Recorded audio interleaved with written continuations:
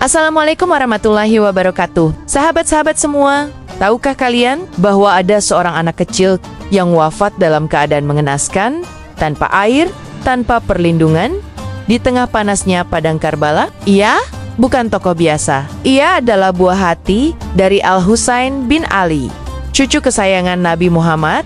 Kisahnya tak hanya mengguncang sejarah Islam, tetapi juga menjadi simbol kepedihan dan pengorbanan yang diagungkan oleh banyak kaum Syiah. Namun di balik peringatan dan ritual itu, tersembunyi satu luka sejarah yang masih mengangkat kisah seorang anak suci yang syahid tanpa pernah memahami kekejaman dunia dewasa.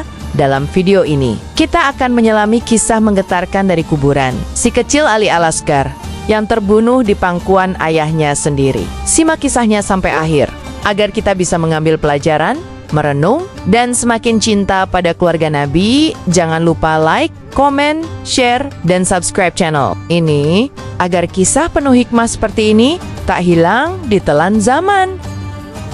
Ali Al-Asgar adalah bayi mungil, putra dari Sayyidina Husain bin Ali dan Rubab binti Imraul Qais. Di tengah kekacauan politik dan pengkhianatan di Kufah, bayi ini lahir dalam keluarga yang penuh cinta, keberanian, dan kesetiaan terhadap ajaran. Rasa lelah sejak kecil, Ali Al-Asgar telah hidup dalam tekanan.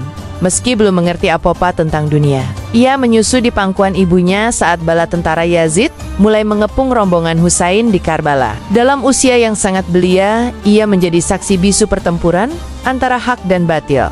Tak pernah ia tahu bahwa suara tangisnya di tengah malam akan mengguncang hati siapapun yang mendengarnya. Bahkan para tentara musuh pun sempat ragu melihat kesucian wajahnya. Tapi ketetapan Allah tetap berlaku, dan di saat tak ada setetes air pun tersisa, tubuh mungil Ali Al-Asgarlah yang menjadi pelampiasan kebencian. Anak itu yang seharusnya menjadi pelipur lara, justru menjadi syahid termuda dalam sejarah Islam tanggal 10 Muharram, yang kini dikenal sebagai Hari Asyura, menjadi saksi bisu atas tragedi paling memilukan dalam sejarah Ahlul Bait. Rombongan Husain dikepung dan dipaksa menyerah tanpa makanan dan air selama 3 hari.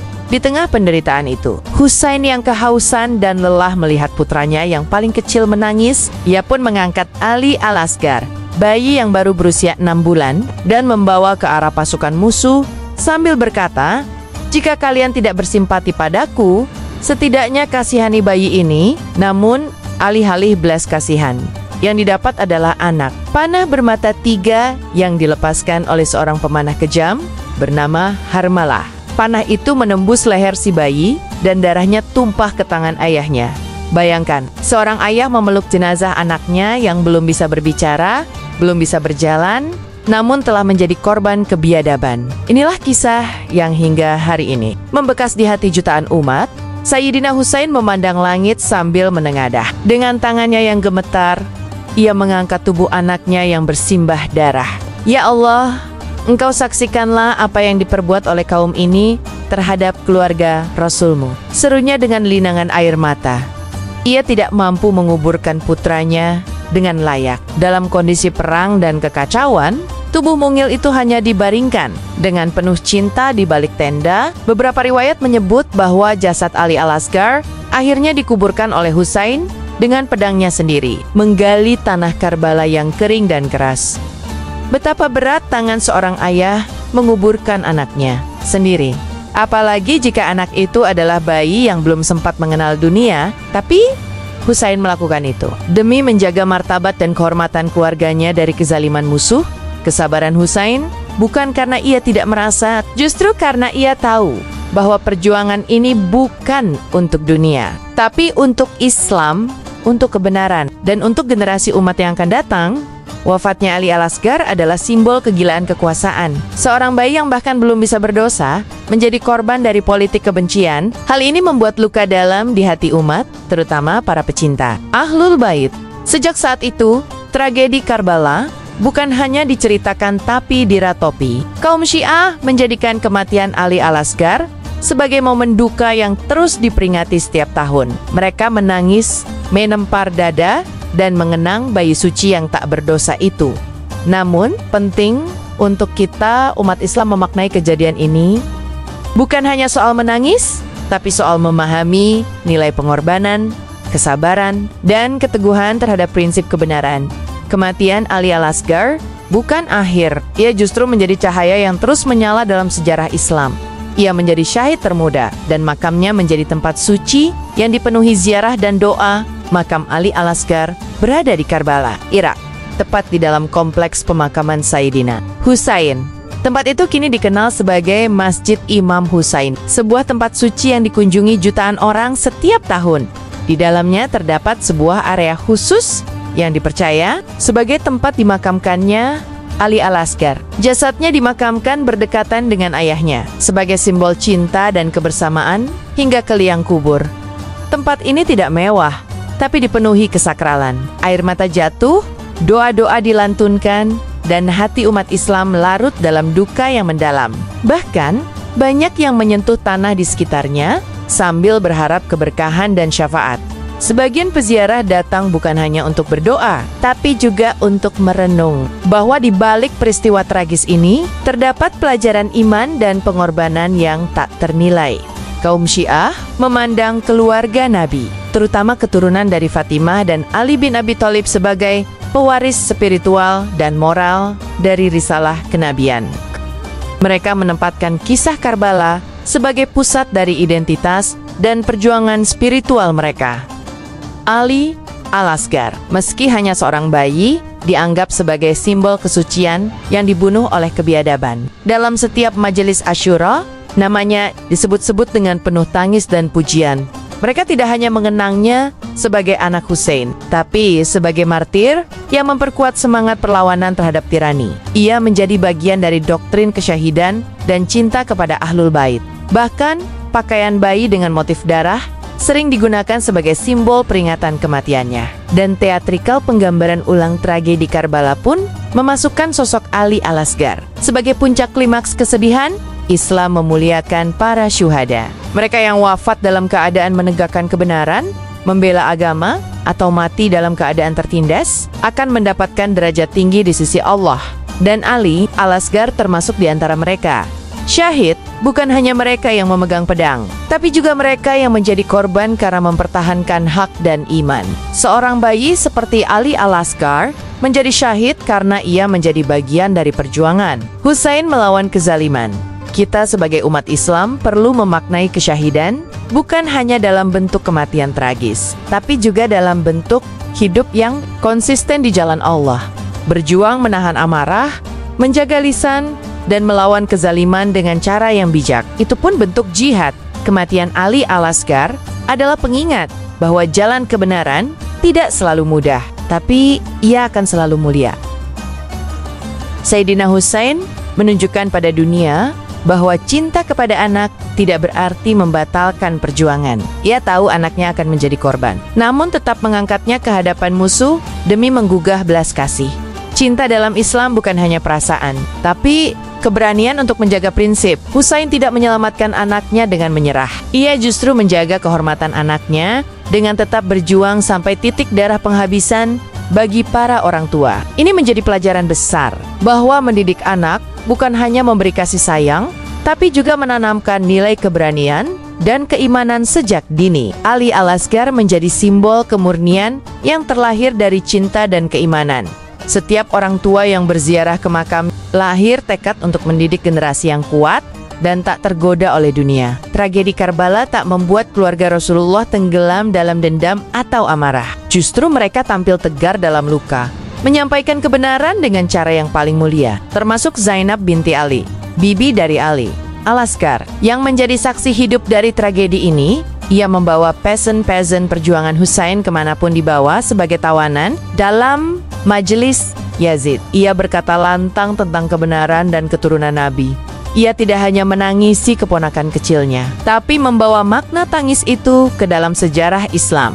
Dari sinilah muncul kekuatan dakwah Ahlul Bait yang penuh keikhlasan. Mereka tidak memaki musuh secara membabi buta, tetapi mereka membongkar kebatilan dengan ilmu, hikmah, dan pengorbanan Ali Al-Asgar. Walaupun tak mampu berkata-kata, menjadi bagian dari gelombang dakwah yang hidup. Ia adalah bukti nyata bahwa Allah menolong orang-orang yang benar, meskipun mereka lemah dan kecil di mata manusia. Riwayat menyebut bahwa setelah darah Ali Al-Asgar menetes ke tanah, Sayyidina Husain mengangkat tangannya dan berkata, "Cukuplah, engkau sebagai saksi atas apa yang telah terjadi kepada keluarga nabimu, ya Allah. Darah itu tak sia-sia, setetes darah itu menjadi api dalam hati umat. Ia menumbuhkan keberanian, semangat perjuangan, dan kesadaran bahwa membela kebenaran harus dilakukan meski pahit." Hingga kini, tragedi ini menjadi penyulut revolusi jiwa banyak orang. Sebagian sejarawan menyebutkan bahwa perlawanan umat terhadap kediktatoran Bani Umayyah bermula dari luka batin akibat Karbala. Disitulah terlihat kekuatan spiritual Ahlul Bait yang tak bisa ditaklukkan oleh pedang. Ali Al-Asgar mungkin tak dikenal dunia seperti raja atau jenderal, tapi darahnya menjadi tinta sejarah yang tak pernah pudar. Setiap tanggal 10 Muharram, jutaan orang menangis, bukan karena ikut aliran tertentu, tapi karena kisah ini terlalu menyayat. Tangis bukan tanda kelemahan, tapi bukti cinta dan kemanusiaan yang masih hidup. Banyak ibu yang membayangkan anak mereka di posisi Ali Al-Asgar. Banyak ayah yang merasa hancur hanya membayangkan betapa beratnya tangan Sayyidina Husain saat memeluk tubuh anaknya yang tak bernyawa. Dari tangisan itu, lahir kesadaran akan betapa mahalnya nilai keadilan dan keberanian. Tak sedikit yang berubah hidupnya setelah mengetahui kisah ini menjadi lebih lembut, lebih ikhlas, dan lebih sadar akan tanggung jawab sebagai manusia beriman. Ali Al-Asgar bukan hanya simbol kesedihan, tapi juga simbol cinta yang suci dari seorang ayah kepada anaknya, dan dari umat kepada keluarganya. Rasulullah.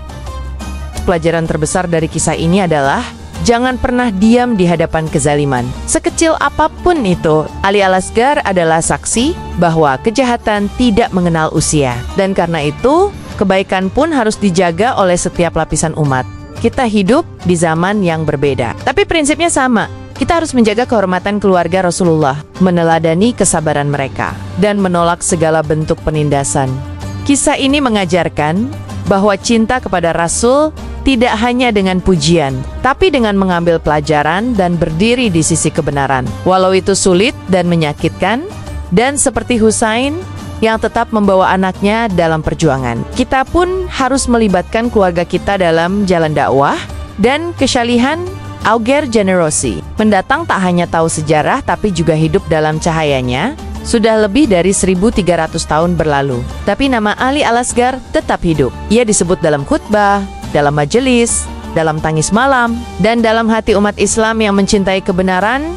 Kuburannya menjadi tempat berziarah, tapi bukan untuk meminta-minta, melainkan untuk merenung dan mendoakan. Ia mungkin kecil secara usia, tapi besar secara makna. Ia syahid tanpa pernah berdosa, dan itu menjadi kehormatan yang langka.